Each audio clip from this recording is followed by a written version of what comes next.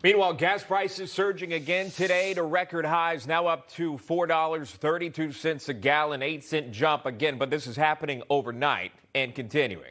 Our next guest is demanding President Biden to increase domestic oil production.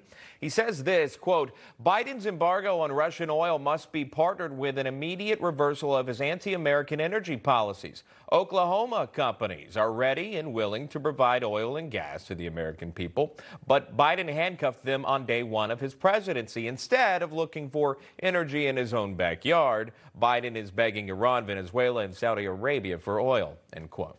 Joining us, the man that wrote that, Republican congressman from Oklahoma, member on the House Ways and Means Committee, Kevin Hern. Congressman, good to see you, and thanks so much for coming on here. So you've got gas prices there rising continuously, whether it's 8 to 10 cents every single day. Now you've got the inflation number there at 7.9% and rising for the month of February. Your thoughts? Well, what we see right now, and thanks for having me, what we see right now is Biden and Pelosi would rather negotiate with dictators instead of getting oil and gas from Oklahoma, Texas, and North Dakota. I mean, he's been sitting here begging, Venezuela and these dictators to help out. He's been doing this actually since day one when he tried to get OPEC to produce some more oil so he could take the pressure off of prices. This has been going on since the day this president got in office, and Pelosi has been complicit in helping him do it.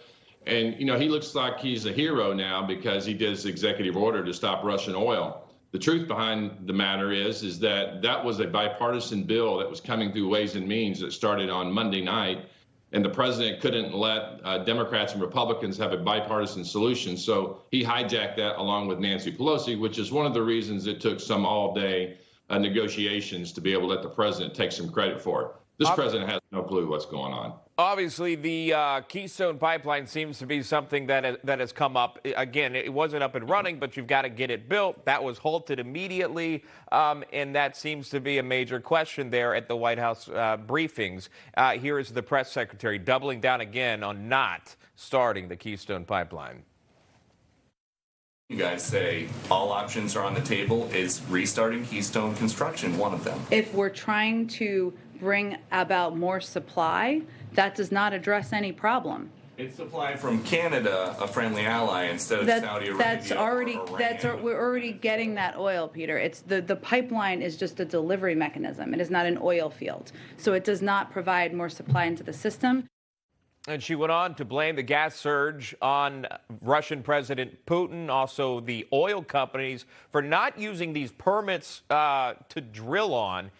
Here, we can take this video up. The bottom line is what can be done here in this country rather than potentially asking the UAE or Venezuela or Iran or others for oil. Yeah, this is a decades-old issue starting all the way back to Jimmy Carter. If we remember, Jimmy Carter blamed it on Americans for using too much energy, and he told you to turn your thermostats down and go buy a coat if you didn't want to pay high energy costs. This president now is saying, if you don't like the high energy costs, go spend $55,000 on an electric vehicle. This is all a planned event to help, they're hell-bent on destroying our fossil fuel industry. They have since the day they got in there. She talks about the XL pipeline, the Keystone XL pipeline.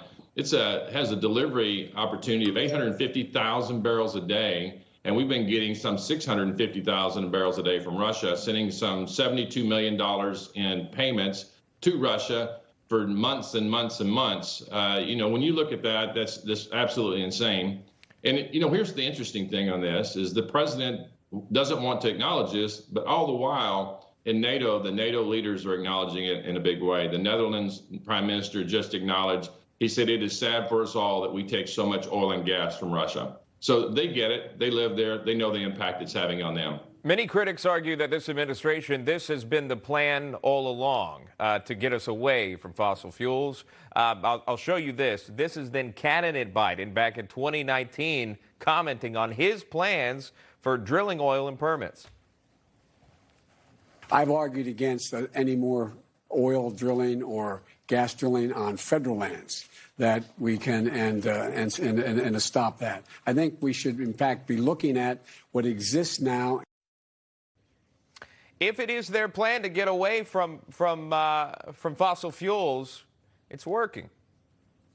It is working, and the unfortunate thing is that they've come at it in a different way than the previous administrations. They're actually going after the financial institutions that fund our drillers, our producers. They're also going after the insurance companies that insure these rigs. They're very expensive to drill. Yeah. And while he talks about 9,000 federal leases out there, there's no industry going to stand up a new rig that costs some $10 to $20 million to put in the ground, only to see this administration absolutely, like I said, destroy them as we get beyond this crisis. And the American people know it, they see it. That's why you're seeing this president's approval ratings go into the, to the 30s and 40s. What about getting rid of the gas tax? I mean, some other congressional leaders feel that may help.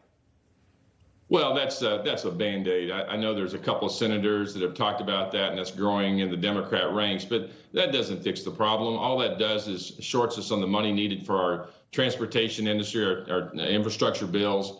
That's not going to solve anything. It's like the president saying he was going to take some 30 to 50 million barrels out of the strategic petroleum reserves. Yeah. That's about a 2 or 3 day supply. We've got to fix the problem long term. We've got to get back to energy dominance that his old boss recognized before he left office. I'll leave it right there. Congressman Kevin Hern, always good to hear from you, Congressman. Thank you for your time today.